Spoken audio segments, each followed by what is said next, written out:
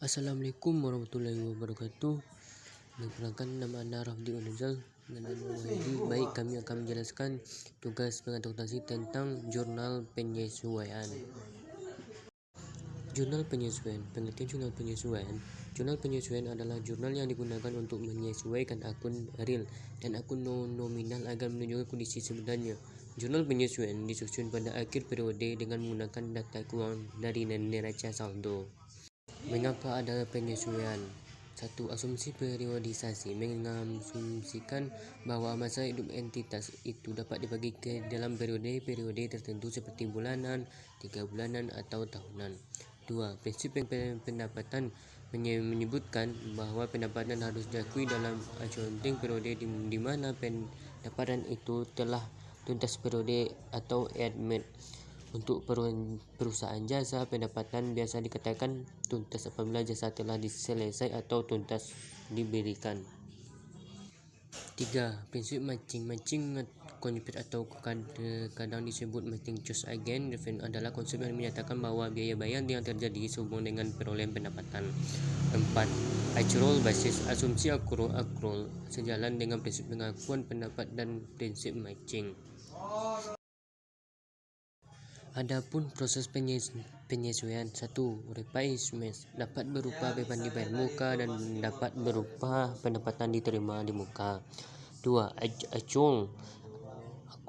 Accrual dapat dibagi menjadi accrual pendapatan dan accrual beban. Contoh jurnal penyesuaian. 1. Prepayment. Beban dibayar muka atau prepaid expenses merupakan biaya yang sudah dibayar sebelum periode manfaatnya tiba. Misalnya, jika sebuah perusahaan membayar asuransi untuk tahun depan, biaya tersebut dicatat sebagai beban dibayar muka. Ketika suatu biaya dibayar muka, akun aset di debit untuk menunjukkan jasa atau manfaat yang akan diterima dari aset tersebut di masa depan. Pembayaran. Contoh asuransi. Pada tanggal 4 Oktober, HS Advertising membayar polis asuransi untuk 1 tahun sebesar $600. Polis asuransi tersebut efektif mulai 1 Oktober. Pada saat pembayaran polis tersebut, HS Advertising mencatat pembukuannya dengan jurnal asuransi dibayar muka sebesar $600 dan sisi kredit dicetak kas sebesar $600. Pada tanggal 31 Oktober, asuransi yang sudah kadaluarsa harus dicatat agar mencerminkan saldo asuransi dibayar muka yang sesungguhnya. Penyesuaian yang diperlukan adalah sebagai berikut.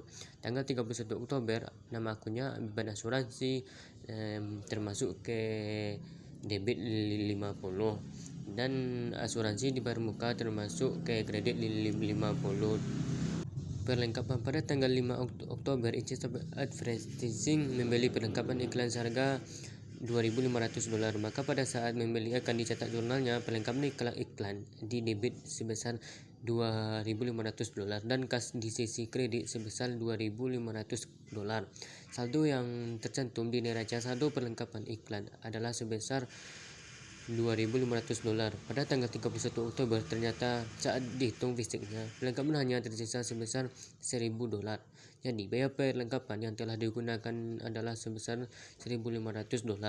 Maka, atas kondisi ini, perlu dibuatkan jurnal penyesuaian untuk menggambarkan kondisi aset yang sebenarnya pada tanggal 31 Oktober. Tanggal 31 Oktober, nama akunnya beban perlengkapan iklan termasuk ke debit $1.500 dan akun kedua perlengkapan iklan termasuk ke kredit $1.500. B. Pendapatan diterima di muka atau honest revenues. Pendapatan diterima di muka atau pendapatan yang belum dihasilkan merupakan uang tunai yang diterima dan dicatat sebagai kewajiban sebelum pendapatannya dihasilkannya.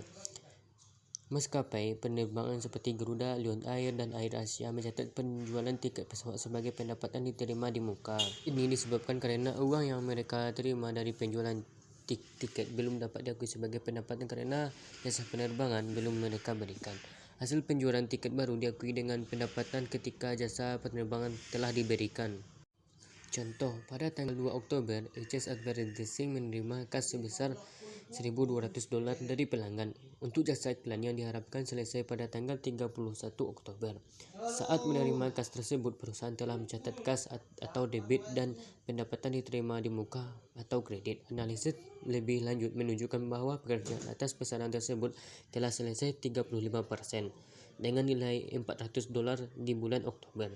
Artinya, pada tanggal 31 Oktober, pendapatan yang sudah earned atau yang sudah menjadi HICS advertising adalah sebesar $400. Maka kondisi ini perlu dibuatkan penyesuaiannya. Tanggal 31 Oktober akunnya pendapatan diterima di muka termasuk debit $400 dan kedua pendapatan jasa yang termasuk ke kredit $400. 2. Akrual atau akrual. Akrual pendapatan atau actual revenues. Akrual pendapatan merupakan pendapatan yang masih harus diterima. Artinya jasa telah diberikan tapi uang belum diterima atau belum dicatat pada tanggal laporan. Contohnya pendapatan bunga dan pendapatan sewa. Pendapatan ini belum dicatat karena proses dihasilkannya tidak dicatat lewat jurnal harian, atau juga dapat berupa jasa yang telah diselesaikan tetapi belum ditagih ke pelanggan. Pendapatan ini terkadang belum dicatat karena jasa yang diberikan belum sepenuh selesai. Jumlah penyesuaian untuk akrual pendapatan diperlukan agar saldo piutang dan pendapat yang telah dihasilkan menunjukkan saldo yang sesungguhnya. Contoh, di bulan Oktober, Aegis Advertising menghasilkan pendapatan jasa iklan sebesar $200 yang belum dicatat.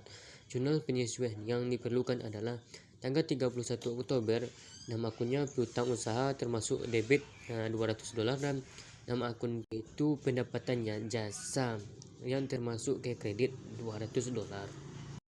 B. Akrual beban atau actual expense. Beban yang masih harus dibayar atau akrual beban merupakan beban yang terjadi namun belum dibayar atau dicatat pada tanggal laporan. Contohnya bunga, sewa, pajak, dan gaji. Beban yang masih harus dibayar memiliki penyebab yang sama dengan pendapatan yang masih harus diterima. Kenyataannya, beban yang masih harus dibayar bagi perusahaan merupakan pendapatan yang masih harus diterima bagi perusahaan lain. Contoh, Aegis Advertising melakukan pembayaran gaji terakhir pada tanggal 28 Oktober. Pembayaran berikut dilakukan pada tanggal 9 November. Untuk bulan Oktober masih tersisa 3 hari kerja atau tanggal 29 sampai 31 Oktober. Pada tanggal 31 Oktober, gaji untuk 3 hari kerja terakhir di bulan Oktober merupakan akurat beban dan kewajiban pada bulan Oktober. Para karyawan menerima total gaji $2.000 untuk 5 hari kerja seminggu atau $400 per hari. Jadi akrual gaji atau gaji yang terutang pada tanggal 31 Oktober $1.200 atau $500 dikali 3. Maka jurnal penyesuaiannya adalah sebagai berikut. Tanggal 31 Oktober termasuk pada akunnya beban gaji termasuk debit $1.200 dan utang gaji termasuk kredit $1.200.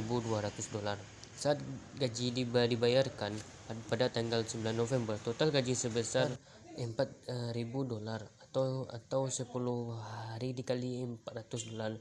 Pembayaran tersebut terdiri atas utang gaji sebesar $1.200 ditambahkan beban gaji sebesar $2.800 untuk bulan November atau 7 hari kerja. Oleh karena itu, jurnal umum yang dibuat pada tanggal 9 November adalah tanggal 9 November. Akunnya utang gaji termasuk debit $1.200 dan beban gaji termasuk debit $2.800 dan kas termasuk kredit $4.000. Dari contoh yang tadi, ada pun ringkasan jurnal penyesuaian Aegis Advertising. Jurnal penyesuaian tanggal, nama akun dan uraian debit dan kredit. Tanggal 31 Oktober, nama akun beban asuransi termasuk debit $50 dan nama akun asuransi dibayar di muka termasuk kredit $50. Tanggal 31 Oktober, beban nama akunnya beban perlengkapan iklan termasuk debit $1.500 dan perlengkapan iklan termasuk kredit $1.500. Tanggal 31 Oktober, nama akunnya beban depresiasi termasuk debit $40 dan nama akun akumulasi depresiasi peralatan kantor termasuk kredit $40. Tanggal 31 Oktober, pendapatan diterima di muka, nama akunnya pendapatan diterima di muka termasuk debit $400 dan nama akun pendapatan jasa termasuk $400 ke kredit Dan tanggal 31 nama Oktober, nama akunnya berutang usaha termasuk debit $200, dan nama akunnya pendapatan jasa termasuk kredit $200. Tanggal 31 Oktober nama akunnya beban gaji termasuk 1.200 ke debit, dan beban gaji termasuk debit 1.200, dan nama akun utang gaji termasuk ke kredit $1.200.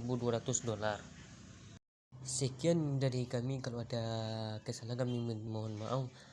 Terima kasih sudah mendengar.